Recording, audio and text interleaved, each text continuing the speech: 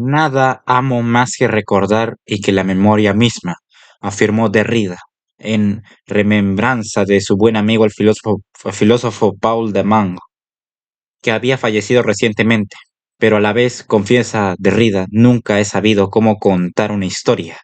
Estos dos rasgos están lejos de ser contradictorios para el autor.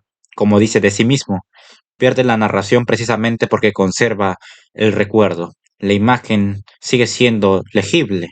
Al incorporarla a una historia, desdibuja inevitablemente su legibilidad y se impone una interpretación. Hasta aquí todo va bien, de modo que la sorpresa llega al descubrir que la semblanza subsiguiente no contiene ni una sola imagen de su amigo, y en absoluto un recuerdo suyo. Ni qué decir tiene que no hay ni siquiera un indicio de historia acerca de él, pues eso impondría una interpretación. Sin embargo, todo este recordatorio está dedicado a interpretar los logros intelectuales del amigo. Según sus propias palabras, Derrida dialoga oblicuamente con la obra de Mans, interpretándola oscuramente mediante una explicación prudente y una batería de actuaciones representativas a cargo de personalidades como Heidegger, Austin, Hölderlin y Nietzsche. Toda aproximación clara de sentido común a la obra de Derrida trabaja, por tanto, con una severa desventaja, pero peor aún, va completamente en contra de la intención del autor, de modo que es justo advertir al lector de que mi intento de alcanzar claridad en la descripción que sigue de la vida y la obra de Derrida sería visto por este como contraproducente e indefectiblemente sesgado. El ingenio, por otra parte, está sin duda permitido. Derrida es un decidido partidario de los chistes, las agudezas y el humor, aunque hemos de sufrir un nuevo revés, pues se trata de un humor intelectual específicamente francés, que deriva de aquella tradición modernista del arte y el pensamiento europeo continental conocida como el absurdo, enfrentados a una situación absurda. Los inocentes intrusos que viven fuera de este territorio intelectual privilegiado suelen reír. Semejante ingenuidad revela un lamentable malentendido. El absurdo es una idea de la mayor seriedad. Ocurre algo parecido con el humor de Derrida. No es cosa de risa, no es divertido, salvo para intelectuales franceses. Intelectuales franceses. Tal humor no se hace con el fin de provocar la risa, aunque Derrida comparta con Woody Allen sus antecedentes judíos. No puede decirse lo mismo, ni en lo más mínimo, en cuanto a un humor común. Otra cuestión es si el hipocondríaco de Manhattan o por el contrario el gran intelectual parisino, ¿quién mejor ilumina nuestra varia humanidad? ¿Quién es más serio? Es central de la filosofía deconstructivista de Derrida su insistencia en que no hay nada fuera del texto. A pesar de ello, y cualquiera que sea la forma textual que tome el hecho de que Derrida nació en Argelia en 1930, parecería ser inexpugnable.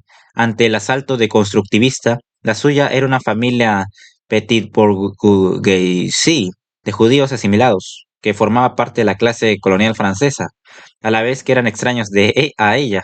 Creció en la capital, la ciudad de Argel, situada al borde del mar. Los europeos vivían allí una despreocupada y vana vida mediterránea que transcurría entre el negocio, el café y la playa, y que tan diestramente fue evocada por el escritor y filósofo francés nacido en Argelia, Albert Camus, en el extranjero.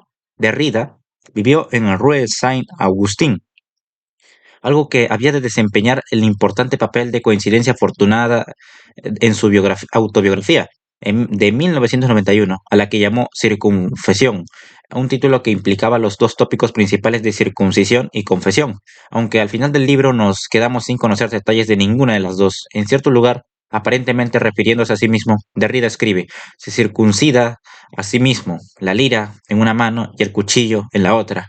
Pero unas páginas más adelante dice, la circuncisión sigue siendo la amenaza que me hace escribir aquí. El elemento de confesión es igualmente confuso. Es cierto, en cierto momento se dirige al lector con respecto a su madre. Le mentí todo el tiempo, igual que hago con todos vosotros.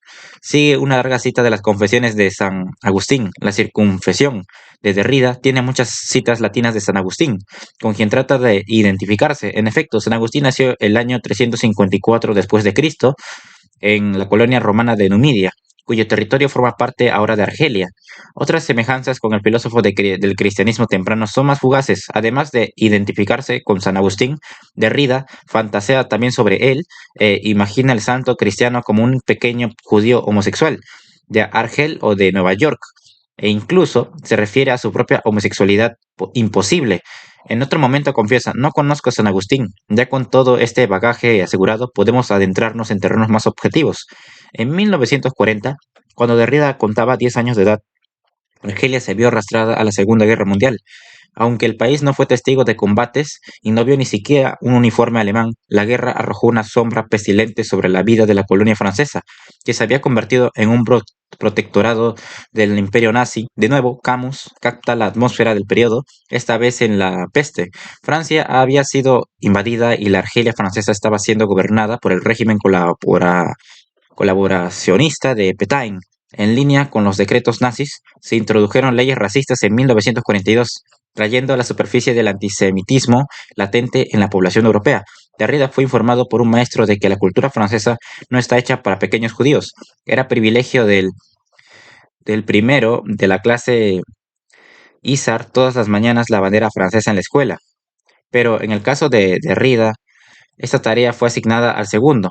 Se introdujo un sistema de cuotas que limitaba el número de judíos de el 14%.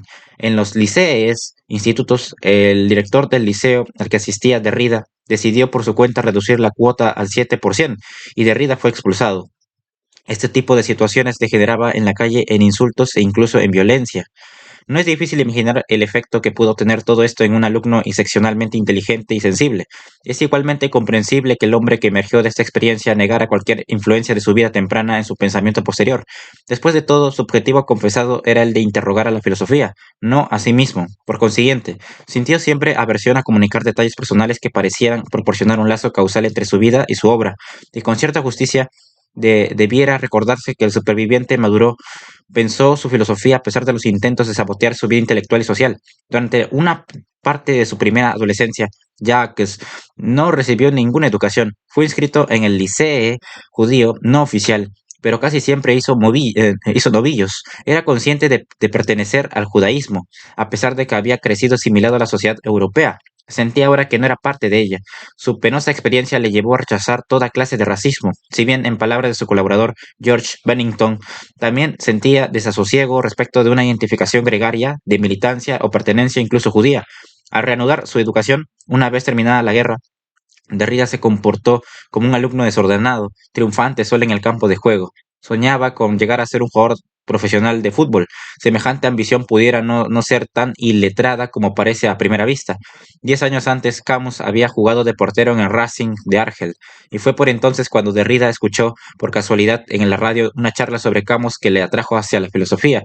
El héroe de Derrida era un hombre de pensamiento y de acción. A pesar de su rebeldía de adolescente, el intelecto excepcional de Derrida era evidente.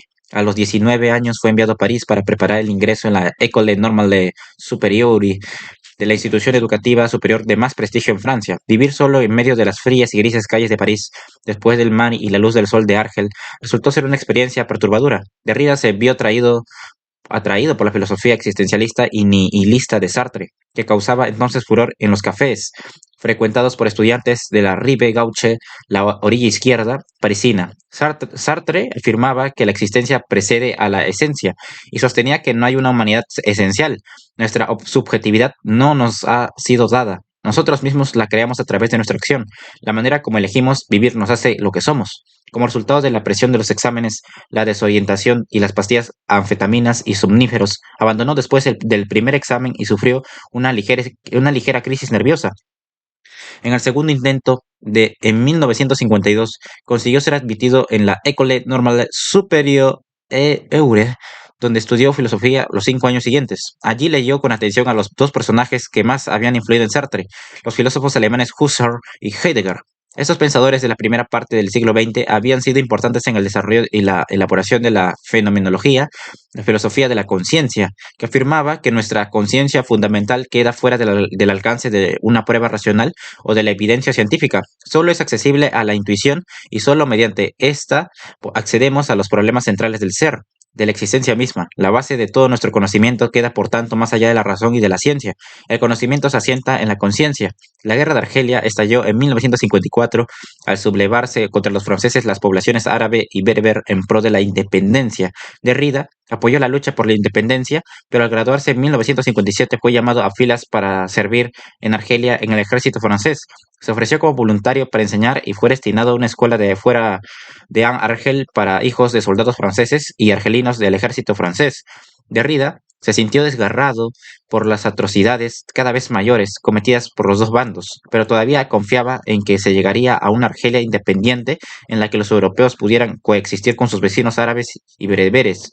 La familia de Derrida había vivido en Argelia a lo largo de más de 5 generaciones y sus miembros se sentían más argelinos que franceses. En 1960 regresó a Francia, donde obtuvo una plaza para enseñar filosofía y lógica en la Sorbona, en la Universidad de París. Estaba ya casado con Marguerite Aucouturier, que había sido compañera suya de estudios en la École Normale Supérieure y le había acompañado hasta Argelia, pero que no pudo evitar que sufriera un episodio de depresión severa después del regreso.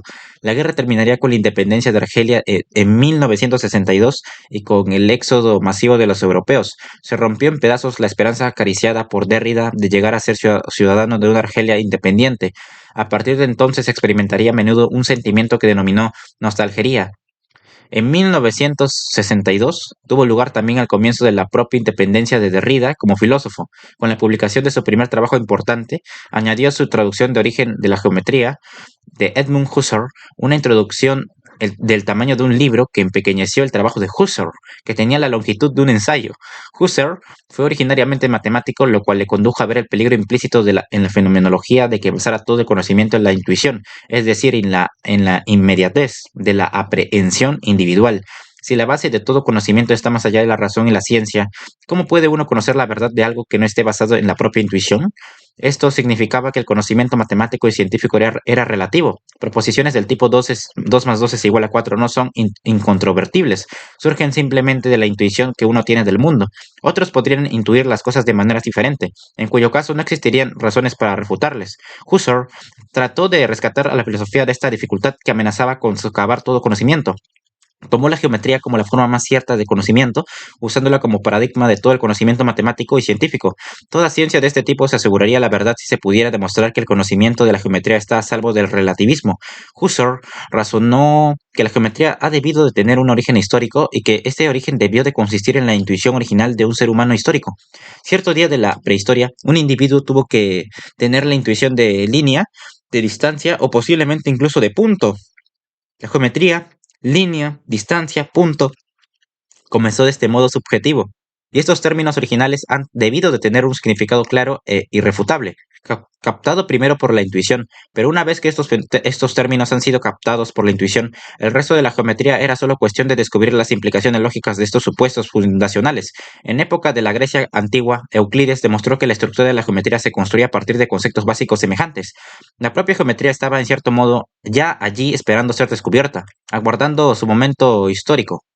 Una vez que las nociones originales hayan sido intuidas, el resto era incontestable y no había en ello ningún relativismo. Todo conocimiento científico e incluso filosófico funcionaría de esta manera, si está ciertamente fundado en la intuición, hablando históricamente, en línea con los deslindes hechos por la fenomenología, pero no es relativo, puesto que se sigue a partir de estas intuiciones originales por pasos lógicos que descubren una estructura que en cierto modo estaba ya allí esperando ser descubierta. Derrida estaba seguro de que este razonamiento contiene una aporía, una inconsistencia interna sin resolución posible, y argumentando de esta manera en su introducción al origen de la geometría de Husserl y en obras posteriores, estaba sentando las bases de su posición filosófica, pues la filosofía de Derrida no es propiamente tal, sino más bien un cuestionar la filosofía, un interrogarse sobre su posibilidad. Se cuestiona la base entera de la filosofía y su capacidad de operar en sus propios términos. Toda la estructura de la filosofía está contaminada por una aporía y por eso no puede ser consistente. Era algo más que un oscuro razonamiento acerca de las bases de la geometría. Se cuestionaba la posibilidad de la filosofía misma. y con ella los fundamentos de todo conocimiento. Según Derrida, Husserl vio la geometría como una forma de conocimiento perfecto que existía en un reino de verdades intemporales. Era incontestable y seguía siendo verdadera independientemente de la aprehensión o intuición humana. Para Derrida, cualquier intuición prehistórica posible era irrelevante respecto del camino mediante el cual la geometría había llegado a ser considerada en la historia como el paradigma de toda verdad científica y filosófica. Era una verdad ideal. Era una verdad ideal, más allá del reino de los razonamientos. Derrida se oponía a esto, aunque los conceptos básicos de esta verdad hubieran sido intuidos históricamente o prehistóricamente. La verdad misma no estaba fundada en una experiencia vivida. Según Husserl, ya había existido ahí afuera, esperando ser descubierta, por ende, esa verdad no podía estar fundada en una experiencia vivida, no era intuida conscientemente, fundamento necesario exigido por la fenomenología para todo conocimiento. Ahí, en el corazón mismo de la filosofía, residía una aporía. Por implicación, toda nuestra noción de conocimiento era inconsistente. O bien el conocimiento se fundamenta en la intuición o no es así. No puede ser a la vez las dos cosas. Como sabemos que la geometría está ahí afuera esperando ser descubierta, y es seguro que admitamos que la geometría es verdadera porque aplicamos la lógica en ella y no porque la intuyamos, puede que sea consistente dentro de sus propios términos, pero ¿cómo la intuimos en cuanto que conocimiento?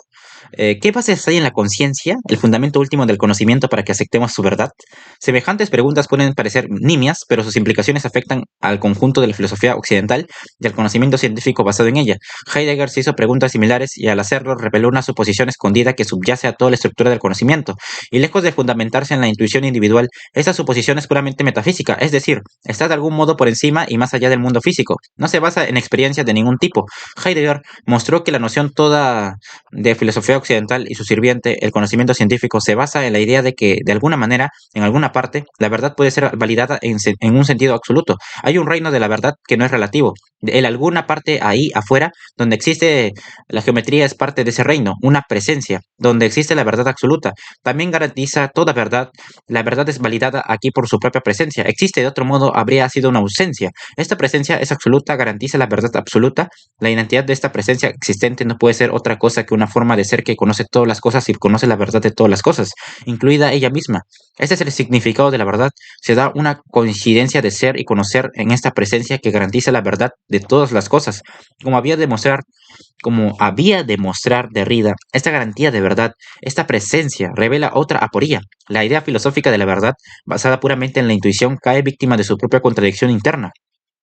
La verdad absoluta puede ser garantizada solo por un reino o presencia absoluta. Cualquier verdad menor finita debe ser inevitablemente relativa. No hay manera de que un intelecto finito, limitado a su propia intuición, pueda saber si la verdad de lo que conoce por intuición se ajusta de algún modo a la verdad de lo que es. Semejante coincidencia, semejante igualdad, puede garantizarse solamente por un absoluto que él no es capaz de intuir. No es difícil detectar la figura fantasmal de la divinidad detrás del argumento de la presencia durante muchos siglos. Dios ha sido la verdad que garantizaba la verdad absoluta, pero sin su presencia, llámese divinidad o lo absoluto. No existe la verdad y quedamos debatiéndonos en un tremedal de relativismo. Esto se aplica a la geometría tanto como a la filosofía. En realidad, Derrida había de afirmar que una situación semejante niega hasta la posibilidad de la filosofía. Queda claro ahora por qué no se ve a sí mismo como filósofo. La filosofía se había encontrado antes en esta encrucijada. En el siglo XVIII, el filósofo escocés David Hume suscribió la idea de que todo conocimiento se basa en la experiencia. Analizó entonces este acerto aparentemente incontrovertible y llegó a unas conclusiones sorprendentes. Si se lleva el empirismo hasta sus límites, el conocimiento se reduce a ruinas. No tenemos experiencia real de la causalidad.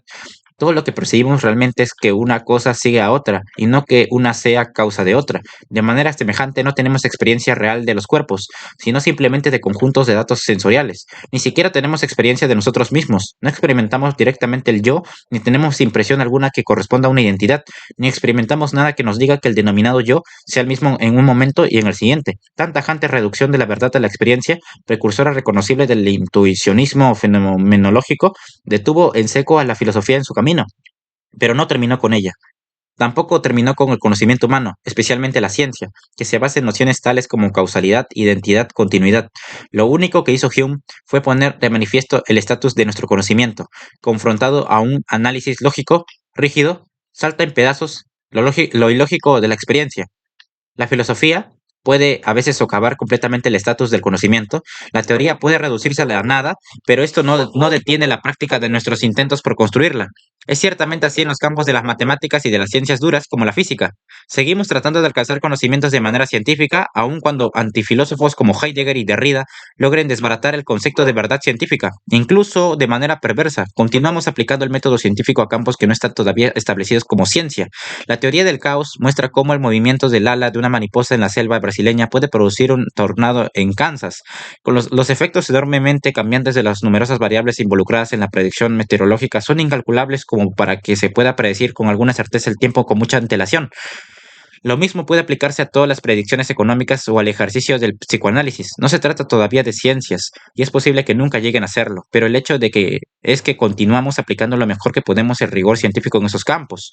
La negación de Derrida de la verdad en geometría e incluso de la posibilidad de la filosofía está sujeta en su propia manera abstracta, exactamente las mismas restricciones. Al socavar la verdad, logra socavar la verdad de lo que está diciendo. Como veremos, Derrida admitirá eso y seguirá sus implicaciones hasta alcanzar conclusiones atrevidas y radicales. Pero el hecho es que semejante teoría, sufra o no el sabotaje de sus propias contradicciones, desafía la práctica humana. Practicamos la economía y la meteorología porque los conocimientos infundados que descubren nos sirven de ayuda.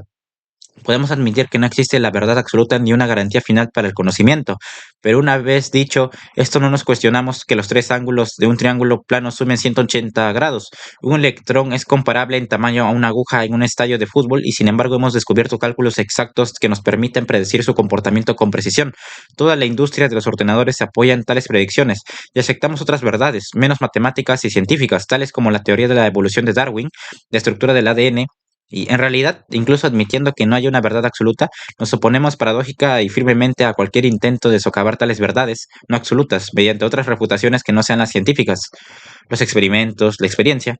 Puede que la verdad sea relativa respecto de un estatus absoluto, pero otra cosa es tratarla como relativa. Es de suponer que Derrida, por ejemplo, no negaría la verdad de que millones de judíos murieron durante el Holocausto, aun cuando la civilización occidental se ha desarrollado utilizando un concepto de verdad absoluta, que es en sí misma contradictoria.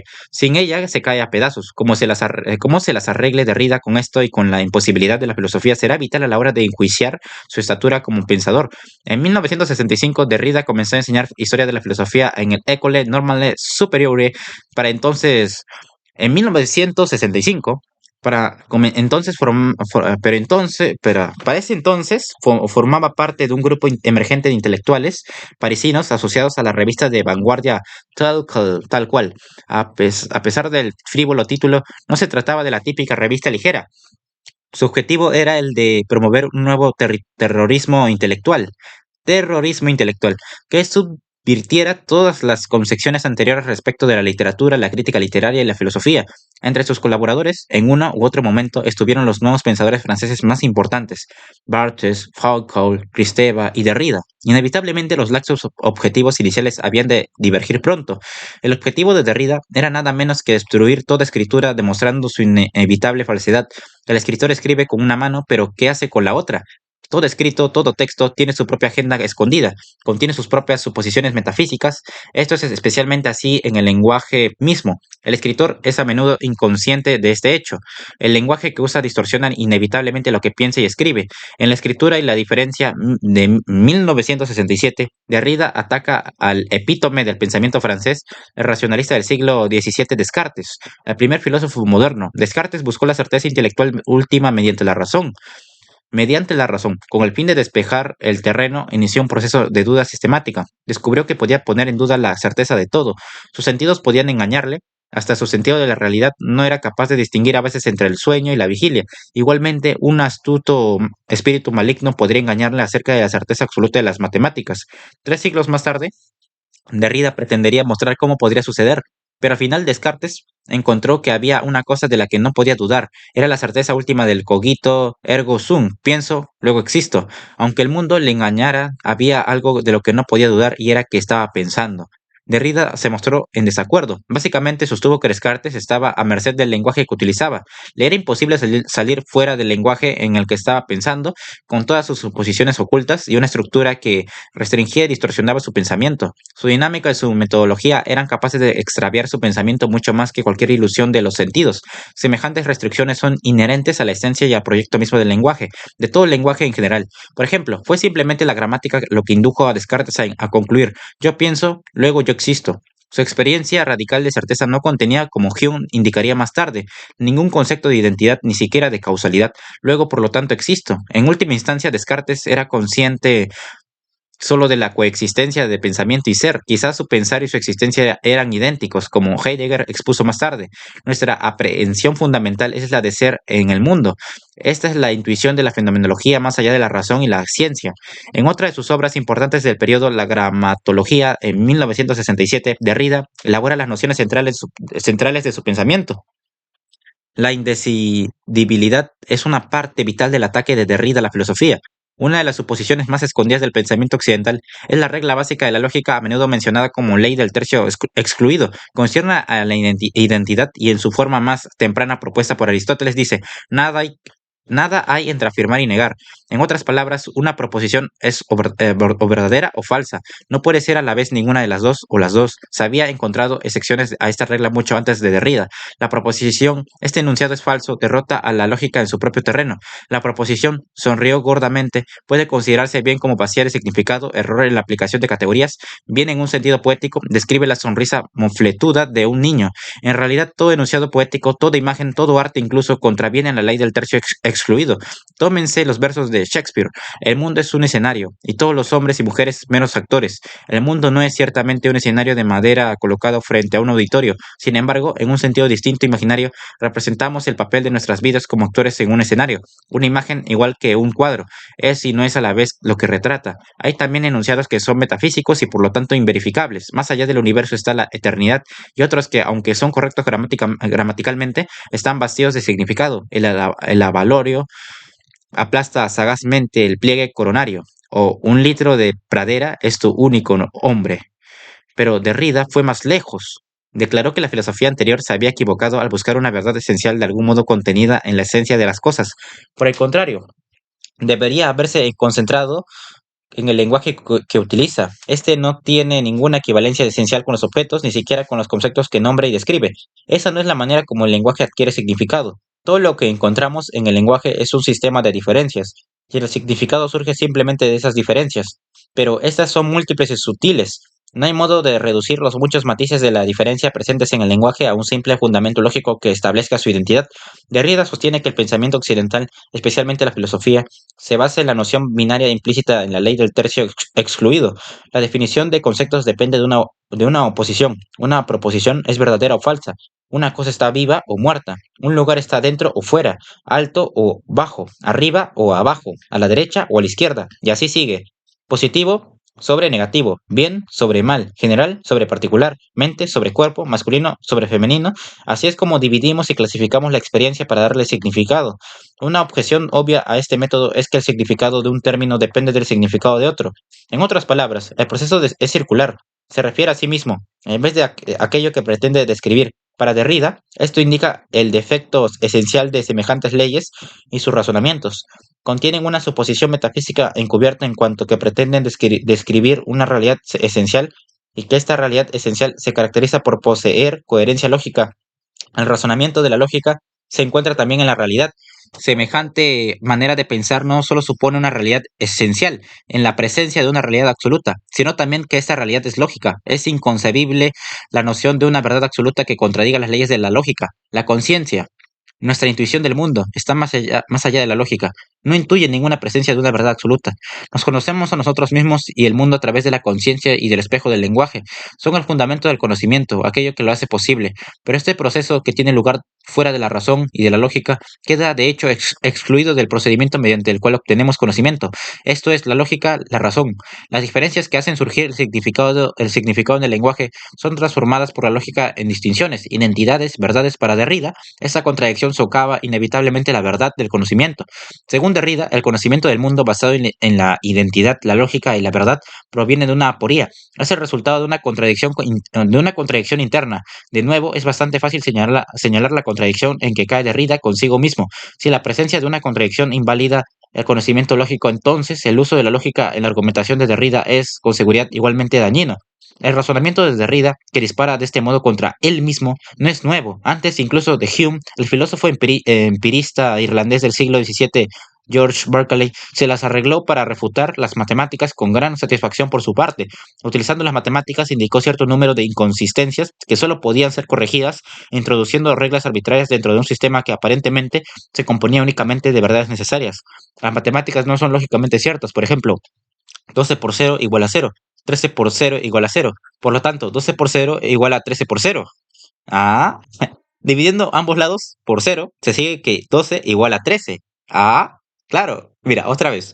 12 por 0 es igual a 0. 13 por 0 es igual a 0.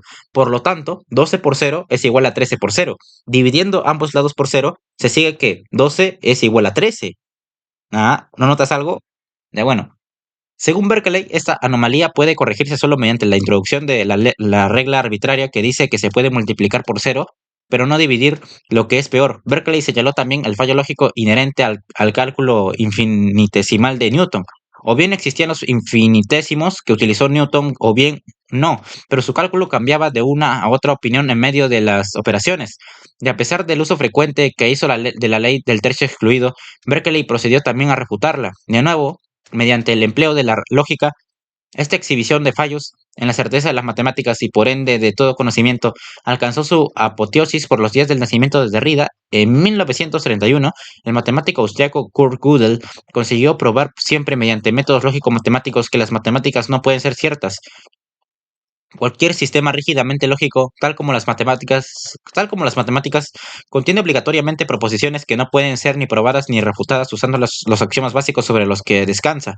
Esto fue en efecto más dañino para las matemáticas que cualquier argumento de Derrida, puesto que indica la posibilidad de que las propias matemáticas pueden dar origen a contradicciones matemáticas. También se viola con ellas la ley del tercio excluido. Semejantes proposiciones no son ni verdaderas ni falsas dentro del sistema. Como hemos visto, Derrida deseaba dar un paso más invalidando todo el procedimiento de la lógica, y a pesar de sus protestas en contra, lo hizo mediante el uso de razonamientos lógicos. Se presta a discusión que Derrida haya aportado algo esencialmente nuevo a los argumentos formulados por Berkeley y Hume hace 250 años. O el razonamiento definitivo de Gödel. Se puede aducir también que la distinción entre intuición y pensamiento racional se remonta a 2000 años atrás, a la primera época griega del pensamiento filosófico. Derrida diría naturalmente que intuición y razón no son aplicables la una a la otra, o al menos que tal aplicación no produce la certeza que se pretende. La matemática y la ciencia han sido capaces de sobrevivir a Berkeley y a Hume, que han continuado su andadura. A pesar de todo, desde Gödel, todo parece indicar que las observaciones de Derrida serán igualmente eficaces. ¿Qué indica esto? Fue en verdad una sorpresa y un fuerte golpe al orgullo matemático de descubrir que las matemáticas no son tan ciertas como se había pretendido. En el caso de la ciencia fue diferente, sencillamente porque la ciencia siempre fue consciente de esto, o al menos lo ha sido cada vez más desde la época de Galileo. Las teorías científicas son propuestas, después modificadas o desechadas. Cuando entran en conflicto con la realidad, los descubrimientos experimentales, la verdad científica no ha sido absolutamente cierta, o no ha sido vista así por los científicos desde hace ya algunos siglos. Galileo fue modificado por Newton, Newton a su vez fue reemplazado por Einstein. La ciencia es la verdad que funciona, no la verdad cierta, y lo mismo se puede decir quizá en un grado menor de todo conocimiento humano. Derrida afirma que en esto pasamos por alto el aspecto más importante y que para la mayoría de nosotros persiste la presencia de una verdad absoluta en nuestra actitud hacia el conocimiento semejante. Semejante argumento no resiste un examen cuidadoso. Lo mismo en ciencia que en incertidumbres menores de la historia. En lo que concierne a hechos históricos, el Holocausto, por ejemplo, nos comportamos como si la presencia persistiera. Admitimos la verdad de este acontecimiento debido a una evidencia que por su propia naturaleza está abierta a interpretación, modificación o incluso a contradicción. Admitimos la existencia del Holocausto como científicamente cierto, no como absolutamente verdadero.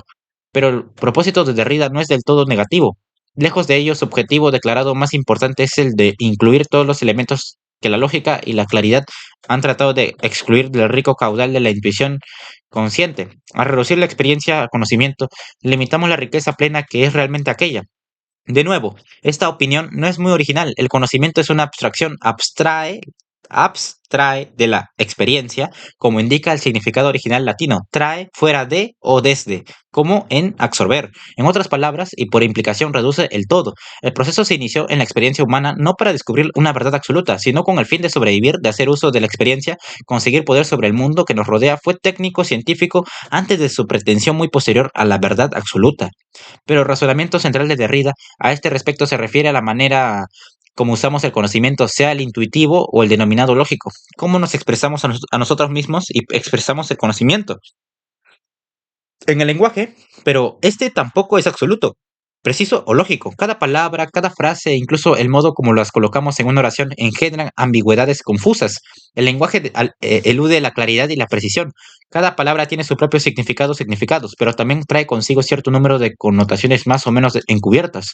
Hay equívocos, semejanzas, referencias sugerentes, interpretaciones diversas, raíces divergentes, dobles sentidos. El lenguaje hablado puede aludir intencionadamente al doble sentido.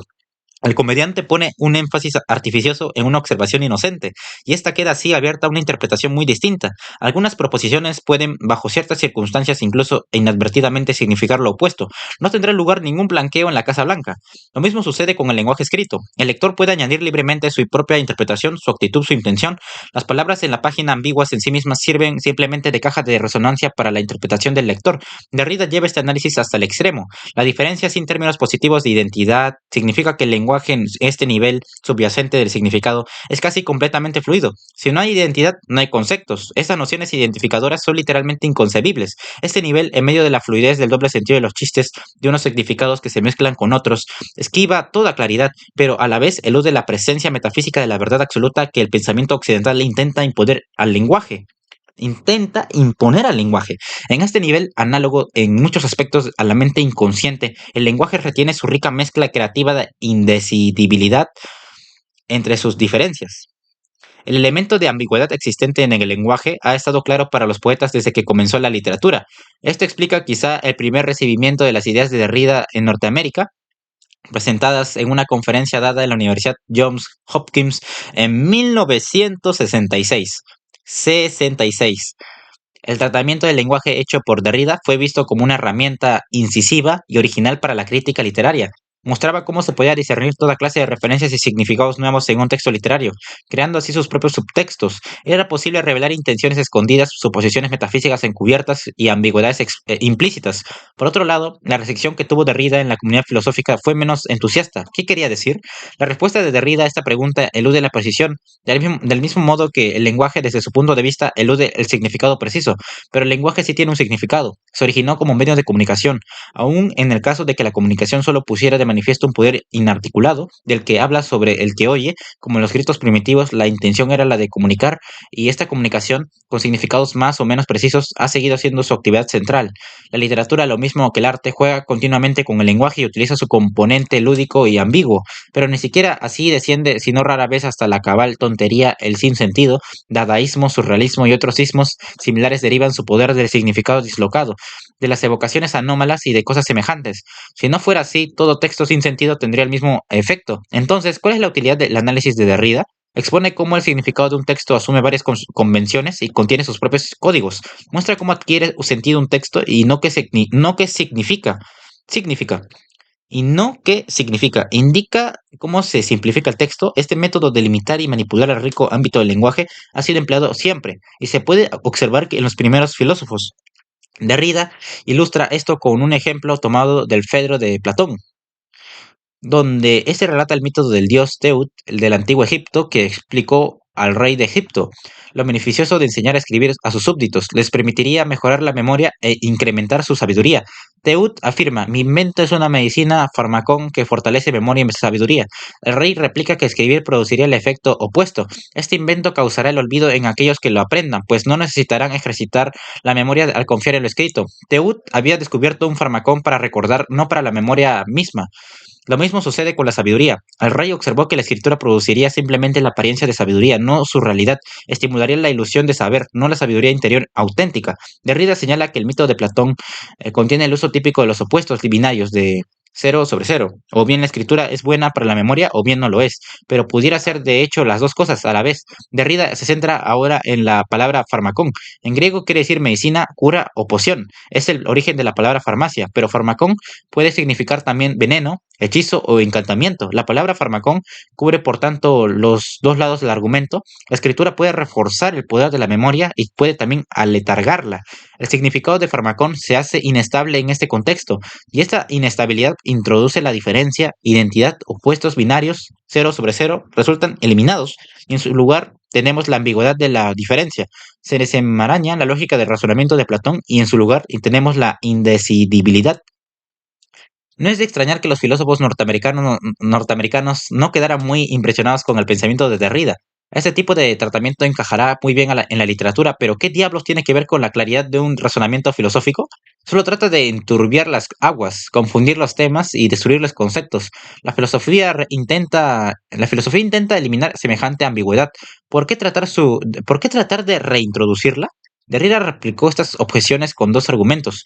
Su intención era la de mostrar las convenciones con las que opera la filosofía, sus suposiciones acerca de la verdad, sus códigos encubiertos. En segundo lugar, señaló que todo el lenguaje se construye sobre este subtexto de ambigüedad, elude la identidad con cualquier objeto real, y desconocer esto es no saber qué es realmente el lenguaje en toda su plenitud. Los filósofos no fueron los únicos que no se dejaron impresionar por este razonamiento. Para los científicos fue simplemente una tontería trivial. Una ley científica es válida hasta que es refutada no por la introducción de ambigüedades verbales. Los juristas y los científicos de la política descartaron los argumentos de Derrida tildándolos de bromas, tal y como Derrida había indicado, cada uno dentro de su contexto conservaba sus propias convenciones y supuestos. Otra cuestión era en qué medida eran conscientes y cuánto importaba esto. Derrida llamó de construcción a este proceso de razonamiento o aproximación filosófica, denomínese como se quiera. Este término explica con cierta precisión lo que hace Derrida, separar lo que ha sido unido implícitamente en un texto. La imponente autoridad de un texto es desensamblada en lugar de un significado adopta muchos. Tras la primera conferencia en Estados Unidos de Derrida en la Johns Hopkins, el deconstructivismo comenzó a imponerse rápidamente como doctrina intelectual. Deconstrucción, indecidibilidad, aporía, diferencia fueron pronto las nuevas palabras de culto de las universidades. Johns Hopkins y Yale abrazaron el deconstructivismo con cierto entusiasmo. Otras instituciones lo rechazaron con similar pasión. La división en el mundo académico norteamericano no se repitió por todo el mundo. En su conjunto, los filósofos franceses del continente y del continente europeo estaban dispuestos a escuchar. Gran Bretaña y otros países anglófonos se mostraban displicentes. Esta simplificación binaria reverberó a través de diferentes disciplinas. Derrida encontró seguidores en filosofía y en la crítica literaria. La ciencia consideró que no pasaba de ser una tontería. No había espacio para relativismo en los dominios de la relatividad. En mayo de 1968, París se vio sacudido por los Vénements, literalmente incidentes o sucesos. Los estudiantes salieron a las calles, combatieron a la policía y la orilla izquierda fue escenario día y noche de tumultos virulentos. Los estudiantes resistieron a las bombas lacrimógenas y los cañones de agua de la policía antidisturbios levantaron barricadas, arrojaron adoquines y llegaron a tomar la Sorbona y de hecho a controlar el centro de París, el sur del Sena. Los motines se extendieron rápidamente por las universidades de Francia y se declararon espontáneamente huelgas en varias fábricas grandes, varias fábricas grandes. El país quedó virtualmente paralizado. Mucha gente apoyaba a los estudiantes, aunque temían que el Estado colapsara. La explosión de violencia juvenil surgió como resultado de años de gobierno autoritario del Estado, que culminaron con la esterilidad resultante de 10 años de gobierno patriarcal, ejercido por el anciano general Charles de Gaulle. En Estados Unidos, Gran Bretaña, Alemania y otros lugares estaban en marcha las transformaciones sociales y culturales de los años 60. Manifestaciones masivas en contra de las armas nucleares y la guerra de Vietnam, la revolución de las costumbres coetánea con la aparición de la música rock y el movimiento hippie, así como la opulencia de la posguerra, no habían producido muchos cambios en Francia. En especial, el sistema educativo mantenía a los jóvenes en un puño. El programa escolar era rígido en extremo, culminaba en el temido examen de baccalaureate, que decidía el éxito o el fracaso de por vida. El programa estaba fijado de tal manera que el ministro de Educación podía saber con certeza a cualquier hora de un día cualquiera precisamente qué página de qué libro de texto estaba siendo estudiada en todas las aulas del país. Por el contrario, la educación superior era un desastre. Contaba con un equipamiento mínimo y anticuado, y las aulas estaban tan congestionadas que a menudo no podían entrar la mitad de los estudiantes. Cursos irrelevantes e inútiles eran dictados por profesores ancianos e inectos, y las condiciones de vida eran pobres.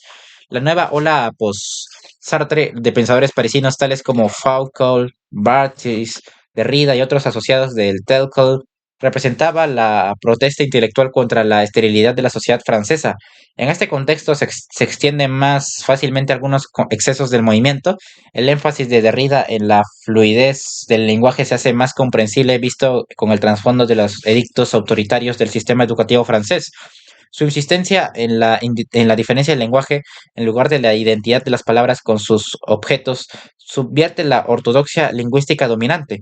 Esta era y todavía es terreno vedado de la Academia Francesa, que sigue pronunciándose, de la Academia Francesa, que sigue pronunciándose acerca de la pureza lingüística del francés, sobre la exclusión del americanismo y palabras inglesas, y del significado preciso de las palabras francesas. Tales restricciones producen un sentimiento íntimo de opresión, afecta la manera como se piensa y llega hasta la mente misma. Las gentes de habla inglesa, cuyo idioma no está bajo ninguna amenaza y penetra cada día más en los idiomas del mundo, tienen escasa o ninguna experiencia de semejantes problemas. Al contrario, el inglés ha conservado su extensa homogeneidad precisamente mediante su capacidad de adaptarse, absorber y resistir. Considérese, como contraste, el destino del árabe. La escritura árabe clásica sigue siendo comprensible desde Marruecos a Filipinas, pero las variantes habladas del árabe son casi incomprensibles de un país al vecino. A mediados del siglo XX, el inglés americano había ya insuflado nueva vida en el formalismo moribundo del inglés de Inglaterra, que había sido la lengua franca del vasto imperio británico, más de una tercera parte del globo. Y es posible sostener que ese mismo inglés de Inglaterra había proporcionado ya una cierta cohesión y disciplina a la fecunda diversidad de las variantes americana, india, australiana y africana.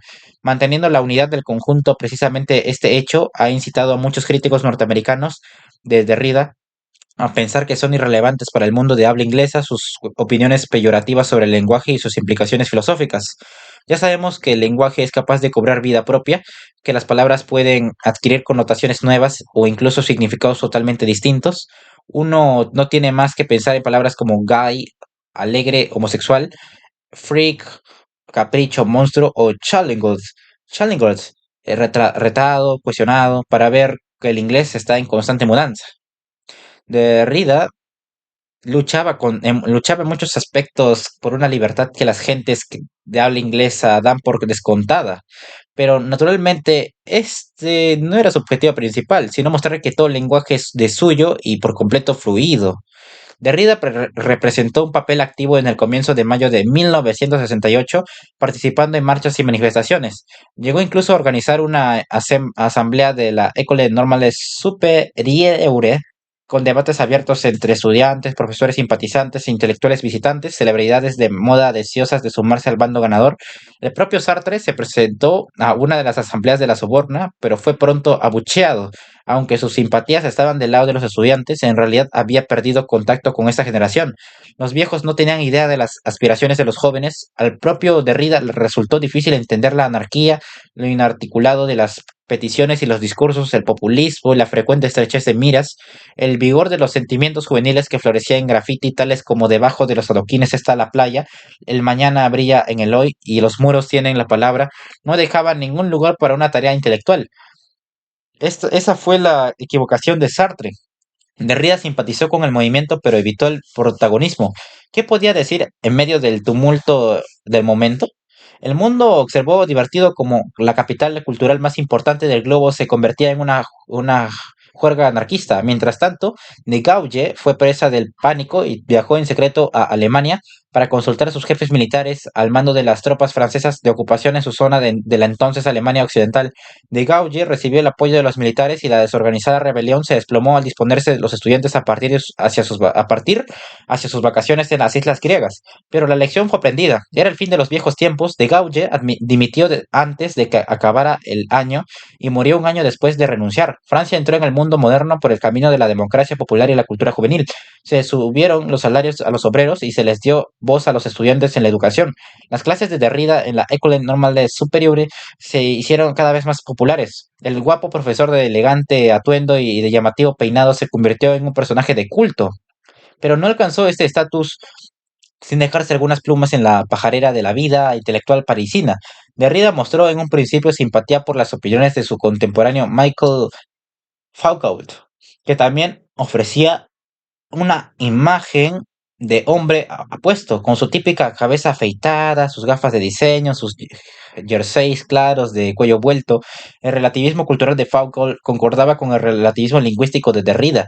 Los dos eran considerados como los líderes del movimiento conocido como postestructuralismo, según el cual todo conocimiento es textual, es decir, una interpretación relativista del texto. La historia, la psicología, la filosofía, la antropología, todas ellas no manejan conceptos, sino palabras. Para Foucault, esto conduce a epistemes o paradigmas de conocimiento en los que está involucrado el poder y que estructuran el pensar de una época. Dirigen la manera como se piensa, determinado con ello sobre qué se piensa, los objetivos de este pensar, sus lagunas y hasta excluyendo la posibilidad de pensar de ciertas maneras.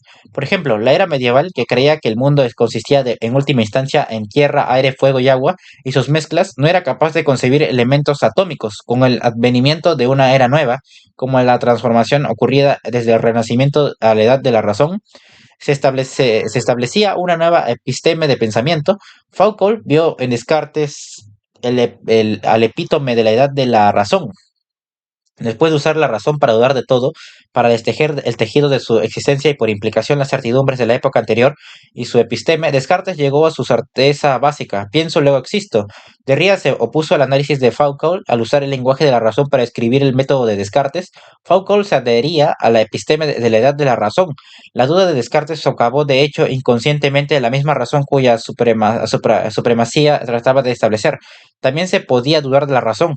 El texto de Descartes estaba abierto a una interpretación mucho más drástica que la hecha por Foucault. Es ilusorio suponer que el pensamiento puede usar un lenguaje que esté fuera del propio lenguaje que se describe. Foucault reaccionó naturalmente con cierta pasión ante una crítica que amenazaba con socavar todo su proyecto intelectual y al parecer cualquier proyecto intelectual. En opinión de Foucault, el ataque puntilloso de Derrida no era más que mero juego del intelecto. Esta riña condujo con el tiempo a un cisma en toda la tendencia postestructuralista, a la vez que mantenía su énfasis en el texto, especialmente en el documento histórico. Foucault insistía en que es posible analizar la estructura de poder adherida a un texto particular. La episteme que controla y limita el escrito implica un sistema de poder político. El texto histórico está abierto a una interpretación particular.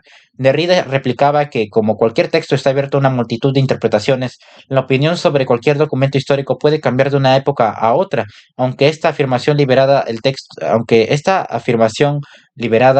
de una única interpretación autorizada, dejaba a Derrida sujeto a la acusación de que el texto podía dársele cualquier interpretación. La divergencia entre la opinión de Derrida y la de su contemporáneo parisino Roland Barthes fue menos violenta y aparentemente menos fundamental. Barthes fue el principal valedor de la semiología, según la cual un texto es estudiado por su significado de segundo orden. Los intelectualmente inocentes que leen un texto con el fin de descubrir las intenciones de su autor son descartados por irremediablemente ingenuos. El significado real de un texto radica en el análisis de los símbolos y signos interrelacionados cuya estructura subyace debajo de la superficie. Barthes extendió audazmente su análisis mucho más allá de los textos filosóficos y literarios, hasta reinos tan diversos como la moda, la Torre Eiffel e incluso la lucha libre, donde podían encontrarse toda clase de signos interrelacionados luchando bajo la superficie. Este método de analizar los textos llevó a Barthes a anunciar la muerte del autor, lo que este o esta dijera no importaba. El autor no es más que un constructo cultural, el producto de una época, una clase, un sexo de expectativas y apetitos socialmente determinados. A lo más, el análisis de Burgess muestra cómo el lenguaje que aparece en la superficie está montado sobre una estructura escondida de supuestos, haciendo que estos supuestos totalmente artificiales parezcan naturales, universales e incluso inevitables. Este fue el caso, por ejemplo, de la novela burguesa y los valores culturales no cuestionados sobre los cuales descansa. Derrida tenía sentimientos encontrados respecto de la denominada muerte del autor. Naturalmente aplaudió a Barthes por desnudar las suposiciones encubiertas y revelar cómo las verdades universales de los valores burgueses no eran en realidad nada más que un constructo arbitrario de prejuicios y supuestos. En esto coincidía con su deconstructivismo. Era una evidencia más de la presencia trascendental de la metafísica occidental. Era siempre necesario exponer semejante verdad como puramente humanística. Por otro lado, Derrida deploraba cualquier suposición de que este criticismo pudiera ir más allá de lo humano y emerger, por decirlo así, al otro lado de la ideología humanística, de modo que algún día sería posible hacer juicios totalmente libres de humanismo y de su sesgo inevitable. Esto es imposible. El lenguaje en que este criticismo es formulado contiene inevitablemente huellas de las suposiciones humanísticas sobre las que se asienta, sobre las que ha crecido a lo largo de la historia. La argumentación puede parecer circular, pero su sentido está bastante claro. Estamos obligados a la circularidad del discurso que está siempre sujeto al lenguaje que usamos. No podemos saltar fuera de su coloración inevitablemente humanística. Puede que esto parezca deprimente respecto de un concepto de verdad y que vaya más allá del constructo socialmente acordado. Sin embargo, tiene implicaciones claramente alentadoras. La verdad tal como la conocemos, del único modo que podemos conocerla, debe ser humanística. Debe seguir siendo de los hombres para los hombres. Por desgracia, como deístas y metafísicos recalcitrantes se han apresurado a señalar lo mismo, puede decirse de las suposiciones metafísicas y religiosas que han sido parte del lenguaje durante tanto tiempo. Derrida afirma que debemos liberarnos de esta presencia, aunque simultáneamente asevera que nunca podremos deshacernos de la presencia humanística. Es difícil ver cómo puede tenerse las dos cosas a la vez, excepto naturalmente en el reino de la interpretación libre, por la cual aboga supuestamente libre de contradecirse a sí misma. A finales de 1960, el propio Derrida se fue convirtiendo cada vez más en una presencia célebre. Su deconstructivismo se estaba poniendo igualmente de moda a ambos lados del Atlántico y dando igualmente lugar a controversias. Los filósofos y los científicos no fueron los únicos en desechar sus ideas por obvias, por innecesariamente complicadas o por tratarse de tonterías incomprensibles.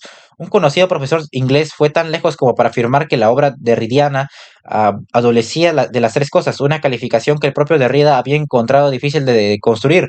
Al mismo tiempo, la influencia de los antiguos alumnos de Derrida llegaba más allá de los confines de Yale y París, pero las fuerzas de la reacción habían empezado a cerrar filas. En la mayoría de las universidades más antiguas de ambos lados del Atlántico no había lugar para la deconstrucción. La muerte del autor podría ocurrir en otros sitios. Se había exagerado mucho la muerte de estos autores. En 1970, en 1970 falleció de cáncer la madre de Derrida, a la edad de 70 años. El año siguiente, Derrida regresó a Argelia por primera vez desde la independencia del país para dar una serie de charlas en la Universidad de Argel. Aprovechó la oportunidad para visitar la villa al lado del mar donde había nacido, su jardín de infancia y muchos otros lugares de la memoria de su niñez. Su nostalgia sería a partir de entonces más intensa tras la muerte de su madre. Referencias crípticas a estos lugares de su vida anterior e indicaciones oblicuas a sus sentimientos respecto de ellos comenzaron a aparecer con mayor frecuencia en su obra. Pero, ¿por qué esas evasivas cuando no tenía nada que ocultar? Aparentemente la expresión directa de esos sentimientos los habría menoscabado, su vitalidad se habría visto limitada al tratar de contenerlos en palabras que se habrían interpuesto en la realidad de sus memorias. De nuevo nos encontramos con el farmacón, a la vez cura y veneno que traiciona y estimula la memoria. El farmacón o escritura es como el comodín, la carta abierta del mazo, puede significar cualquier cosa. Las palabras son la diferencia, no la identidad. Deberíamos fijarnos en cuanto pueden significar las palabras y no intentar ver qué significan. Derrida quiere conservar intactos sus recuerdos, se aclara así la razón de sus premeditadas evasivas con respecto a su autobiografía. En sus obras posteriores, Derrida manifestó que con creces su actitud respecto de la claridad en el lenguaje. Volvió a publicar 3 libros en 1972 que fueron márgenes de la filosofía, posiciones consistentes en varias entrevistas y la diseminación. La última indicaba la dirección que estaba tomando ahora el pensamiento de Derrida. La diseminación argumenta una vez más que no puede existir un significado único y fijo en un texto. Es irresistible la fuerza de los distintos significados, los dobles sentidos, las ambigüedades asociativas y características similares. El resultado es la diseminación de significados, de interpretaciones diferentes. Derrida juega con el hecho de que la palabra diseminación encierra ecos de seme, la antigua palabra griega para significado, de ahí el vocablo semántica. Señala que además recuerda a semen, por lo que eyacula sentido. El último ensayo de la diseminación fue denominado diseminación. El propio Derrida ha proclamado que ese texto es indescifrable e ilegible, anticipándose así a sus desventurados críticos. Esa era justamente la intención. Derrida logra así una apoteosis de la textualidad, el juego de diferencias en el significado, de asociaciones, de indecidibilidad, ad incomprehensum. Dos ejemplos al azar. Primero, un encabezamiento, el doble fondo del más que presente. Luego una frase, la expropiación no procede por tanto meramente por una suspensión cifrada de la voz, por una especie de apreciado que puntúa, más bien, o más bien que saca de él, o en él, sus ejes, es también una operación dentro de la voz. Ninguna cita breve puede hacer justicia a la manera como Derrida se las arregla para eludir cualquier significado en su texto, cualquier sentido, incluso cualquier cordura. Todo intento de hacer una exégesis del texto está condenado al fracaso. En realidad, causaría, en opinión de su autor, un daño serio al texto. El designio de darle un significado solo conseguiría eliminar cualquier significado pasado que pudiera haber contenido, así como la posibilidad de interpretaciones futuras. Todo significado presente impuesto al texto solamente puede ser una ilusión que trata de restablecer la presencia de un significado absoluto, una verdad absoluta, lo cual es naturalmente una falacia. O para decirlo con las inimitables palabras del maestro, una y otra vez, la escritura aparece como desaparición, retroceso, borradura, retirada, bucle, consunción. Quizá la mejor ilustración sea la descripción de lo que el texto es y cómo nació. El sedicente ensayo de Derrida comenzó su andadura como recensión del libro Números, Nombres, del escritor francés contemporáneo Philippe Sawyers, otro miembro del grupo Talcott. Números afirma escuetamente en su portada que es una novela. Comienza con una dedicatoria en ruso, seguida de la página siguiente de una epígrafe en latín que sugiere las alturas y profundidades de interpretación del libro. Examina que el número su más que profundo. El propio texto se inicia directamente con el papel se estaba quemando y era cuestión de todas las cosas dibujadas y todas las pinturas proyectadas allí de la manera regularmente distorsionada, mientras que una frase decía, existe la superficie exterior. 100 páginas más adelante cierra con las palabras, esquemado y rehusando poner la tapa sobre su espacio y profundidad cuadrados. En el texto de Sawyer, 1, abro paréntesis, 1 más 2 más 3 más 4, cierro paréntesis a la potencia, todo fuera del paréntesis al cuadrado, igual a 100. En el texto de Sawyers, este espacio es ocupado, y dejo un espacio, ¿no? Del 100, dejo el espacio. En el texto de Sawyers, este espacio es ocupado por dos grandes ideogramas chinos. Y sigo espacio. En medio, la novela de Sawyers no es nada si no es una continua novedad. Y esta doble negación puede sugerir y sugiere casi cualquier cosa. Encontramos allí más ideogramas chinos hasta rompecabezas, todo contenido en una serie de cuadros de texto en gran parte incongruentes, que se dice que están relacionados como los añicos de un espejo roto. El texto contiene también citas de personalidades tan dispares como el de matemático y fanático religioso del siglo XVII Blaise Pascal, Karl Marx, el cardenal medieval y profético pensador científico Nicolás de Cusa, Friedrich Nietzsche o Mao Zedong. Se incluyen también citas de Bourbaki, seudónimo colectivo adoptado por un grupo variable de matemáticos franceses que asumen anónimamente la autoría de la axiomática matemática, algo controvertida. Producida bajo este nombre, el método puramente axiomático de Bourbaki pone énfasis en el hecho de que en matemáticas uno no sabe de qué está hablando, ni se ocupa de si lo que uno dice es verdadero en un sentido real. Puede suponerse que el parecido con el texto es intencionado y caracteriza adecuadamente el método de Derrida. No puede decirse lo mismo de Wittgenstein, también citado en Números. El objetivo filosófico de Wittgenstein era diametralmente opuesto al de Derrida. Ambos pretendieron haber encontrado la solución final para la filosofía, acabando así de una vez por todas con esta actividad, y ambos encontraron la clave para ello en el lenguaje. Pero todo parecido termina aquí. Derrida resolvió el problema de la filosofía por el simple expediente de explosionar el lenguaje desde dentro, haciendo detonar su significado en miriadas de fragmentos de ambigüedad, autocontradicción y chistes de doble sentido. Se hacía así imposible toda filosofía coherente y en realidad cualquier coherencia. Wittgenstein, por su parte, pensó que la filosofía surgía de los nudos enredados de significado que aparecían cuando las palabras se aplicaban a categorías inadecuadas. Por ejemplo, es sencillamente imposible preguntar ¿cuál es el propósito de la vida? Puesto que las palabras propósito y vida no pueden aplicarse con sentido la una a la otra. Lo que llamamos filosofía surgió solamente de los errores en el uso del lenguaje. Si se desenredaran los nudos, los errores sencillamente desaparecerían. No es solo que no hay respuestas a semejantes preguntas filosóficas, es que no hay preguntas propiamente. Lo que ambos, Wittgenstein y Derrida, tienen profundamente en común es su opinión de que la filosofía es un truco de magia, pero mientras que Wittgenstein hace desaparecer el conejo blanco en el sombrero, Derrida saca un sinfín de ellos. La reseña que hace Derrida de números poco más que emula el espejo roto que pretende enjuiciar. Es para sumarse al espíritu de las cosas, una reflexión con reflexión o una reflexión dentro de una reflexión. El original es citado, imitado y aún parodiado, quizá concienzudamente, pero no con ingenio feliz. Ingenio feliz. En realidad, la oscuridad del original parece haber sido tomada como un reto a mejorar, más que a superar. Afirma incluso que cualquier recesión sería la misma. Otras enumeraciones semejantes, todas escritas honradamente, quedarían no obstante indescifrables. Ni qué decir tiene que otros recensores han encontrado un modo más directo de expresar su opinión sobre el texto de Sawyers y el ensayo de su compañero basura. Fue la opinión supuestamente indescifrable que vino a la mente de más de un comentarista de lengua inglesa. Hasta algunos de los admiradores más próximos a Derrida pensaba que esta obra era una aberración. ¿A dónde podría ir ahora? ¿Qué había más allá de lo que se afirma como ilegible? La respuesta no tardó en llegar. 2 años más tarde, en 1974, Derrida publica Class.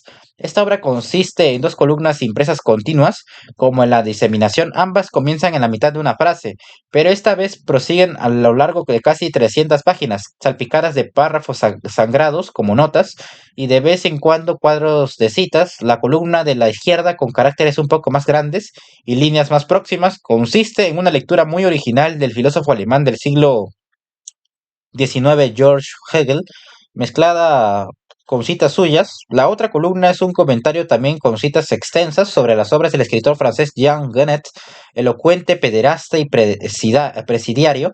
Las dos son lacerantes, cada una a su manera, pero el contraste entre la metafísica sistemática alemana y la sodomía sistemática francesa no podía ser más extremado. No se ve en esto ninguna intención antigermana u homofóbica. Tanto las obras de Hegel como las de Genet están a la par de las de Derrida en sus ataques a las sensibilidades y expectativas del simple lector. Las largas frases hegelianas de una página de implacable jerga metafísica le califican como el Sade de la filosofía. La relación de Genet con Sade es algo menos filosófica, pero el efecto es igualmente doloroso. ¿De qué trata realmente Glass? Como ya deberíamos saber a estas alturas, no nos corresponde a nosotros decidir sobre la finalidad de todo esto. En palabras de Christopher Norris, uno de los críticos que más simpatía siente por Derrida, Glass no es un libro, al menos en el sentido tradicional de esta palabra. Es decir, un volumen cuyo principio unificador consiste en remitirnos siempre a alguna fuente privilegiada de intención de autor. Por otra parte, la tipografía y la impresión de este no libro fue evidentemente materia de una atención extremadamente precisa por parte del privilegiado autor. No se le permitió al infortunado impresor una interpretación abierta, un lo tomas o lo dejas. Nada menos que 4 tipos distintos de letra fueron usados en el texto, uno para cada columna, otro para los sangrados, otro para los cuadros de textos citados, por no hablar de las cursivas frecuentes. Los pasajes en alemán, griego y latín clásicos Y en la edición original, este no libro fue compuesto de manera que tuviera un volumen de exactamente 100 pulgadas cúbicas. Sus páginas formaban un cuadrado de 10 por 10 pulgadas y el grosor de todas juntas era de 1 pulgada, insisto, pulgadas. Lo que el impresor francés que trabajaba en centímetros diría de todo esto diría de todo esto escandalizaría incluso a los oídos de Genet, puesto que el libro fue presentado para el consumo público. Sería legítimo preguntarse si tiene algún significado. El célebre método dialéctico de Hegel comienza con una tesis, que entonces genera su propia antítesis y ambas se combinan para formar la síntesis. Por ejemplo, ser genera su antítesis nada y ambas se sintetizan en devenir. Todo el sistema omnicomprensivo de Hegel se genera de esta manera. Es posible leer semejante dialéctica en Glass. La columna hegeliana de la izquierda es la tesis, un ejemplo de la más elevada filosofía. La justificación intelectual última de Hegel del Estado autoritario prusiano del siglo XIX. No es difícil ver la antítesis en las rapsodias de Genet sobre un Jaune Garcon Blond, un muchacho rubio, y divine Alme Gabriel, sur mon homme, archage, pour emaner mort. Elle mette un peu de son uriné dans ce que elle du donne à boire un manger. La orina del arcángel Gabriel es usada como filtro amoroso. Es de suponer que la síntesis ocurre en algún otro lugar, posiblemente en la mente del lector, o como Derrida expresa tan eficazmente, su interpretación implica directamente toda la determinación hegeliana del derecho por un lado y de la política por el otro. Su lugar en la estructura y el desarrollo del sistema es tal que los desplazamientos o desimplicaciones de que es será objeto no podrían tener un carácter simplemente local. Se podría perdonar a quien concluya que ha de haber un límite para este tipo de obra una vez que se ha producido de una u otra manera. Lo indescifrable, ilegible, su propósito ha sido cumplido con seguridad. Derrida no pensaba lo mismo. A pesar de volar por toda Europa para dar charlas a la vez que mantenía su puesto académico en París y satisfacía otros deberes académicos en varias universidades de Estados Unidos, siguió pasmorosamente prolífico. Incluso en esa etapa, su producción de textos, desde no libros de tamaño de libros hasta artículos no articulados, a centenares. Llegó a centenares. Lo que muchos consideran su siguiente obra importante apareció en 1980. Fue titulada La tarjeta postal, de Sócrates a Freud y más allá. El hecho de que Sócrates no enviara nunca una tarjeta postal ni a Freud ni a nadie surge de una deconstrucción trivial de este título, pero que no deja de ser válida si se toma el método de Derrida al pie de la letra. Una vez dejado atrás este gracioso chiste, podemos pasar acto seguido al chiste más serio del texto. Comienza con un ensayo sobre el principio postal que, según Derrida, tiene más importancia que el principio del placer de Freud, pues cubre toda la historia de la metafísica occidental, de Sócrates a Freud y más allá. Al enviar una tarjeta postal o cualquier mensaje, damos algo, pero nos mantenemos a nosotros mismos fuera de este dar. Se juega con la relación entre el remitente, destinateur, y el destinatario, destinataire. Y el hecho de que las dos palabras francesas enlazan con destino como ado y como fin de trayecto. En un escrito anterior sobre este tema, Derrida había llegado a la conclusión de que una carta puede no llegar siempre a su destino. La estructura de la carta es capaz siempre de no llegar. La parte principal de la obra se dedica a analizar el psicoanálisis. El heroico intento de Freud por elevar el psicoanálisis al rango de ciencia empírica es desechado de manera perversa como metafísica, a pesar de que esto era precisamente lo que Freud trataba de evitar. Pero según Derrida, todo intento semejante por establecer la verdad es metafísico e invoca la presencia que ha persistido en todo pensar occidental. El hecho de que Freud fracasara en última instancia en establecer el psicoanálisis como una ciencia empírica dura, similar a la física, sería quizás algo admirable. Fracasando en el intento de liberar el psicoanálisis de la metafísica, falló también en basarlo en la metafísica. Pero incluso en medio de todo esto hay algunos conceptos difíciles que vale la pena desenredar. Aquello que no es ni verdadero ni falso es la realidad, pero tan pronto como aparece el discurso, uno se encuentra en el registro de desvelar la verdad en cuanto a su contrato de adecuación.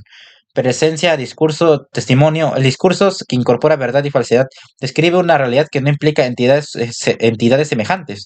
El hecho de que la filosofía se ocupe de esa realidad o de las bases de nuestra relación con ella la colocará siempre a un nivel más profundo que el de la ciencia. A fin de cuentas, el conocimiento científico busca simplemente describir nuestro encuentro con esa realidad más que la realidad misma o las bases de nuestro contacto con ella.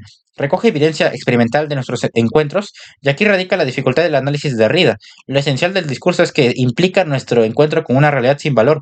Una botella de arsénico no es en sí misma verdadera ni falsa. La etiqueta de veneno en la botella, verdadera o falsa, describe la realidad de un posible encuentro y no la cosa en sí misma. Es una verdad científica, no una verdad absoluta. Es verificable por la experiencia, no por referencia a ninguna presencia absoluta. Los viajes de Derrida le llevaron en 1981 hasta Praga, situada entonces al otro lado del telón de acero. Derrida había contribuido a establecer la asociación Jan Hus, bautizada con el nombre del mártir checo del siglo XV que desafió el poder de la Iglesia.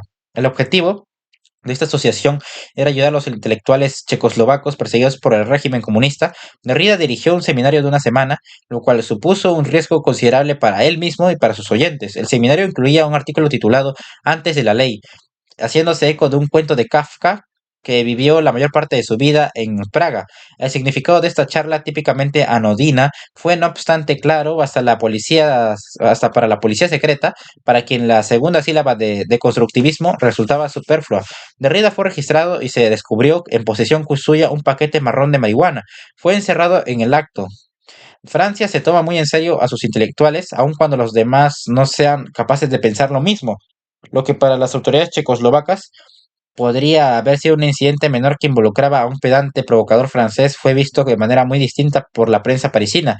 El patrimonio nacional francés estaba en juego y el propio presidente Mitterrand expresó enseguida sus sentimientos con toda claridad a las autoridades checoslovacas en un lenguaje flagrantemente deconstruido. 20 años antes, cuando las autoridades francesas pensaron en arrestar a Sartre por activismo político ilegal, el mismo de Gaulle intervino diciéndoles: no se arresta a Voltaire. Sartre encarnó involuntariamente entonces su existencialismo que promulgaba: el hombre está condenado a ser libre. Derrida fue liberado a toda prisa y regresó a París para recibir una bienvenida de héroe. Sartre había muerto el año anterior, igual que Barthes. Foucault moriría 3 años más tarde, pasando a Derrida el manto que había pasado desde Descartes a través de Voltaire y otros a Sartre, de intelectual vivo más grande de Francia. Derrida vio siempre en el deconstructivismo una herramienta contra el autoritarismo y la injusticia política. O sea, Derrida vio siempre en el deconstructivismo una herramienta contra el autoritarismo y la injusticia política, pero la política de deconstrucción parecía resistirse a un manifiesto político o a una clara acción constructiva. Según Derrida, el deconstructivismo debería buscar una nueva investigación de responsabilidades, cuestionando los códigos heredados de ética y política.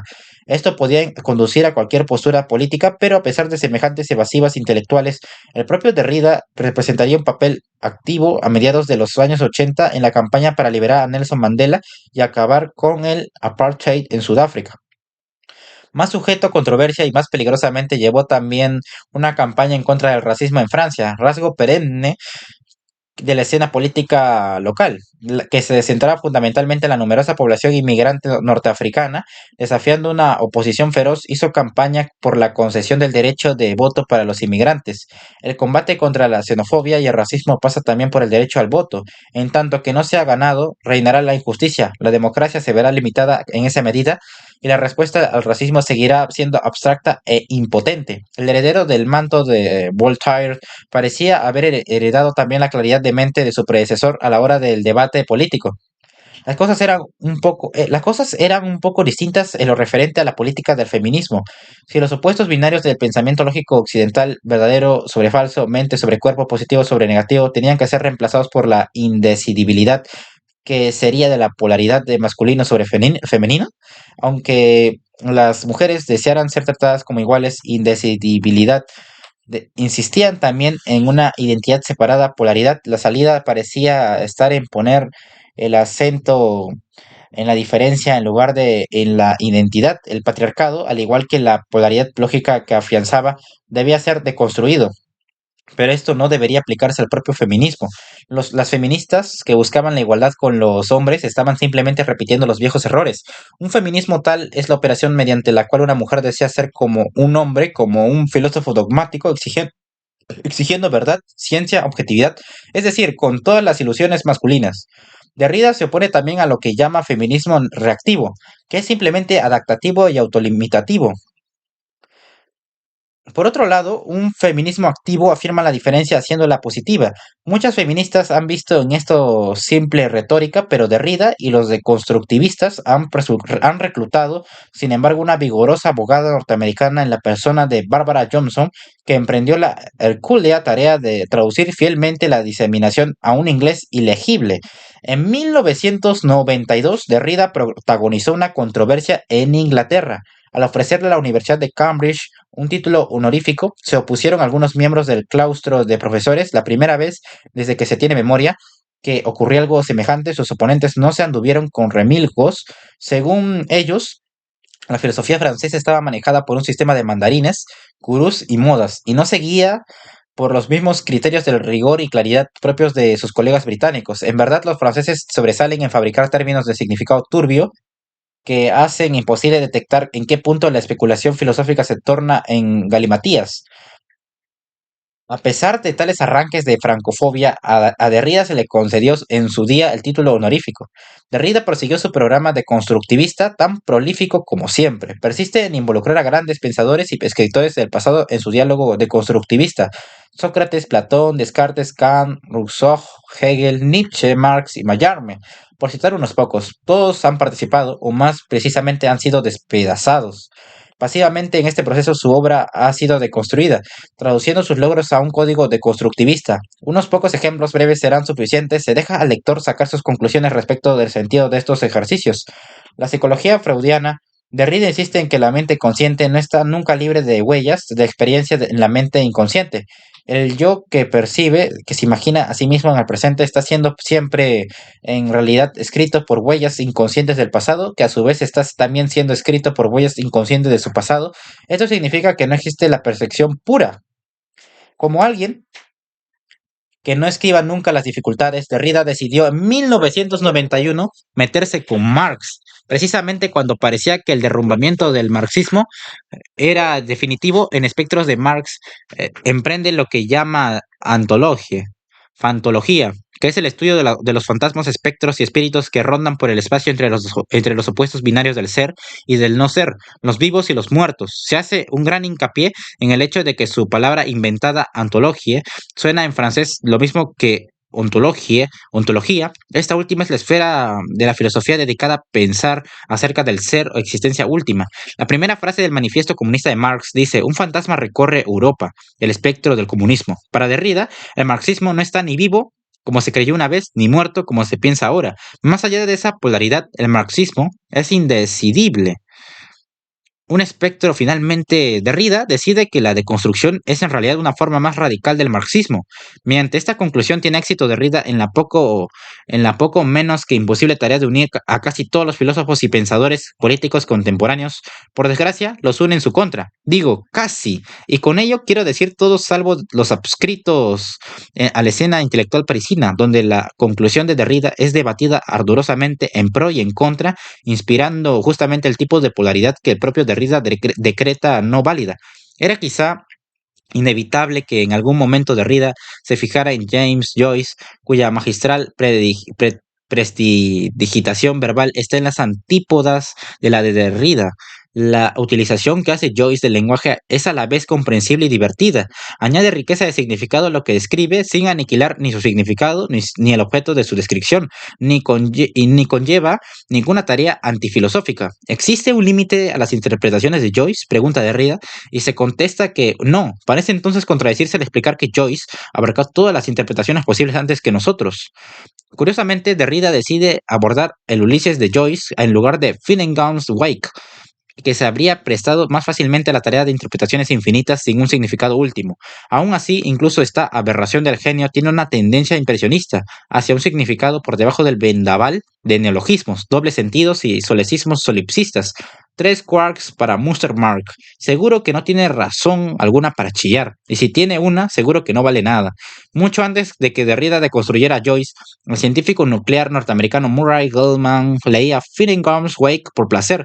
Cuando Gell-Mann descubrió un tipo nuevo de partículas subatómicas, decidió, como por juego, llamarles quarks, escogiendo la palabra de la cita anterior. Para Joyce, el neologismo literario que es la palabra quark está abierta a una variedad de interpretaciones divertidas y de doble sentido.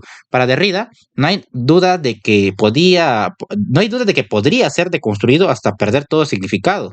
Para Gilman, y ahora para todo el mundo científico, es el nombre preciso de una clase de partículas subatómicas de spin 1/2 y carga eléctrica de más 2/3 o menos un tercio, unidades que se combinan para formar hadrones, pero que no han sido detectadas en estado libre. Comparando las interpretaciones, una corresponde al uso literario del lenguaje, otra al uso científico. Corresponde al lector decidir qué es la otra, en el supuesto de que sea algo, tal como aseguraría Derrida.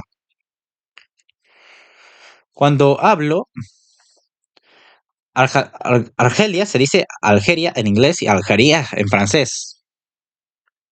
Cuando hablo, soy consciente de estar presente en cuanto que pienso, pero también de guardar lo más próxima posible a mi pensamiento una sustancia significante, un sonido transportado por mi aliento. Jacques Derrida. Todos los intentos de definir la deconstrucción están destinados a ser falsos. Uno de los aspectos fundamentales en la deconstrucción es la delimitación de la ontología y sobre todo de la tercera persona del presente de indicativo proposiciones de la forma SSP. Jacques Derrida. Tan pronto como el discurso presente da testimonio de la verdad de esta revelación, más allá de lo verdadero o lo falso, más allá de lo que es verídico o engañoso en una proposición dada o síntoma en su relación con un contenido dado, los valores de adecuación o desvelamiento ni siquiera tienen ya que esperar su verificación o realización desde el exterior de algún objeto. La deconstrucción de Derrida intenta demostrar que el lenguaje cotidiano no es neutral, lleva dentro de sí los presupuestos y las hipótesis culturales de toda una tradición. Puede ser que este elemento antipopulista, aunque antiplatónico, sea la contribución más importante de Derrida. Jung Leach, sí.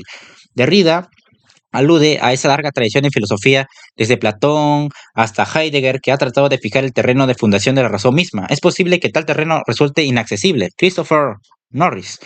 Puede ser que en el cuestionar la razón misma, un cuestionar, sin embargo, argumentado, paciente y meticulosamente, sea donde mejor esté la filosofía a la altura de sus responsabilidades.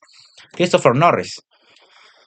Derrida ha sido considerado por algunos el filósofo más importante del siglo XX. Desafortunadamente, nadie está seguro de si el movimiento intelectual que engendró la deconstrucción hizo avanzar la filosofía o si la asesinó. Jim Powell.